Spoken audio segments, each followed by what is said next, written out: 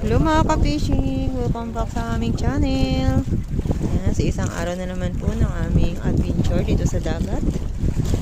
So medyo kasama pa yung panahon ngayon dahil mahangin. So kaya maalon po yung araw na aming pahingisda ngayon. So 3 bangka lamang kami dito mga ka-fishing. Kasi yung 2 bangka ay napaiwan doon sa medyo malapit po na area dahil malaki nga po yung alon kanina.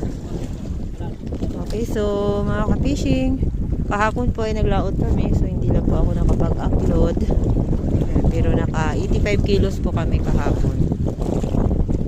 So mag-a-update na lang po ako mamaya sa aming aming pangingisda ngayong araw. Kung kami po ay may mahuhuli po ngayon na tampan.